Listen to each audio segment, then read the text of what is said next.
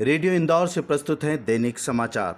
देश में फिलहाल अंतर्राष्ट्रीय उड़ान शुरू नहीं होगी। केंद्रीय नागरिक उड्डयन मंत्री हरदीप सिंह पुरी ने कहा है कि इस मुद्दे पर सरकार ने अभी कोई निर्णय नहीं लिया है। उन्होंने कहा कि अंतर्राष्ट्रीय उड़ानों का परिचालन शुरू करने पर भारत तभी कोई फैसला लेगा जब अन्य देश विदेशी यात्रियों के प्रवेश पर प्रतिबंध में राहत देना शुरू करेंगे। श्री पुरी ने कहा कि अधिकतर देशों में अंतर्राष्ट्रीय संचालन 10% से भी कम है, क्योंकि वह केवल अपने देश के नागरिकों को ही आने की अनुमति दे रहे हैं। प्रदेश में रेत की आपूर्ति बनाए रखने के लिए राज्य शासन ने अनुबंध न होने वाले और निविदा निरस्त होने वाले जिलों में पूर्व निविदाकारों से 10% बढ़ोतरी पर पुनः अनुबंध करने का निर्णय लिया है।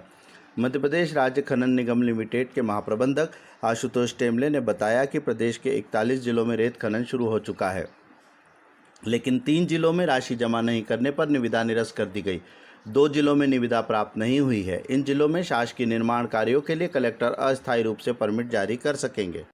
इंदौर जिले में माध्यमिक शिक्षा मंडल की 12वीं बोर्ड की परीक्षा में कोरोना संक्रमण के कारण प्रतिबंधित क्षेत्र से विद्यार्थियों को ले जाने के लिए बस की व्यवस्था रहेगी। गौरतलब है कि परीक्षा इसी माह 9 जून से 16 जून के मध्य आयोजित हो रही है। इस परीक्षा में परीक्षार्थियों को 1 घंटे पूर्व पहुंचना होगा, इसलिए इन विद्यार्थियों को 2 घंटे पूर्व थाने पर पहुंचना होगा। परीक्षा के बाद विद्यार्थियों को उनके निवास क्षेत्र के थाने पर छोड़ा जाएगा। इंदौर जिले में राजस्व और बंटवारा प्रकरणों के निराकरण के लिए विशेष अभियान आज से चलाया जाएगा। अभियान का उद्देश्य किसानों को जमीन संबंधी मामलों में त्वरित न्याय उपलब्ध कराना है। जिले में आज से शुरू हो रहे इस विशेष अभियान के तहत कियोस्क अथवा कार्यालय आने में असमर्थ किसानों और खातेदारों से आवेदन उनके घर से ही लिए जाएंगे। आवेदन लेने की जिम्मेदारी पंचायत क्षेत्र के पटवारी और सचिव की होगी। आवेदक चाहे तो अभियान के दौरान लोक सेवा केंद्र एवं MP ऑनलाइन से भी सीधे RCMS पोर्टल पर आवेदन कर सकते हैं। किसानों के घर से लिए गए प्रकरणों को भी RCMS पोर्टल में दर्ज किया जाएगा। इंदौर जिले में पिछले 24 घंटों के दौरान 27 नए मरीज मिलने से कोरोना संक्रमितों की संख्या 3749 तक पहुंच गई है। वहीं 3 और मौतों के साथ कोविड-19 संक्रमण से अब तक 156 मरीजों की मौत हो चुकी है। जिले के विभिन्न अस्पतालों में 1203 कोरोना प्रभावित मरीजों का उपचार जारी है। राहत भरी खबर यह है कि 66 मरीजों में कोरोना संक्रमण से मुक्त होने के साथ ही अब तक 2390 मरीज स्वस्थ होकर घरों को लौट चुके हैं। शॉपिंग मॉल में कोरोना संक्रमण से बचाव के लिए राज्य शासन ने दिशा निर्देश जारी कर दिए हैं।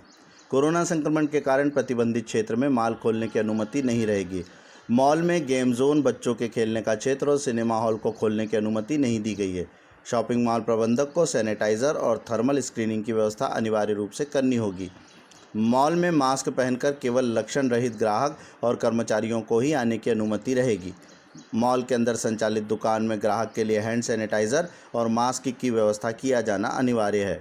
अब कुछ फटाफट खबरें। राज्य शासन ने आगामी समय में आयोजित होने वाली प्रतियोगी परीक्षाओं के लिए किसी भी प्रकार के पास की अनिवार्यता को समाप्त कर दिया है। यदि प्रदेश के निवासी अथवा प्रदेश में परीक्षा में सम्मिलित होने वाले अभ्यर्थियों को पास की आवश्यकता है तो वे पोर्टल में आवेदन कर तत्काल पास प्राप्त कर सकेंगे। प्रसिद्ध ज्योतिर्लिंग मंदिर ओंकारेश्वर को 16 जून से श्रद्धालुओं के लिए खोले जाने का निर्णय लिया गया है। रविवार को कलेक्टर और मंदिर पदाधिकारियों की बैठक में यह निर्णय लिया गया। मंदिर में दर्शन करने से पहले श्रद्धालुओं को 1 दिन पूर्व टोकन लेना अनिवार्य होगा। मध्य प्रदेश उच्च न्यायालय की इंदौर खंडपीठ में रविवार को अतिरिक्त महाधिवक्ता पुष्पमित्र भार्गव ने अपना पदभार ग्रहण कर लिया। मध्य प्रदेश सरकार ने विवेक दलाल को भी अतिरिक्त महाधिवक्ता नियुक्त किया है। उप महाधिवक्ता के 2 पदों पर अर्चना खैर और श्रेया राज सक्सेना की नियुक्ति की गई है। आज के लिए बस इतना ही। नई खबरों के साथ मिलेंगे अगले बुलेटिन में। अंतर्राष्ट्रीय, राष्ट्रीय और प्रादेशिक समाचारों को सुनने के लिए सब्सक्राइब करें हमारा चैनल रेडियो इंदौर। जय हिंद, जय भारत।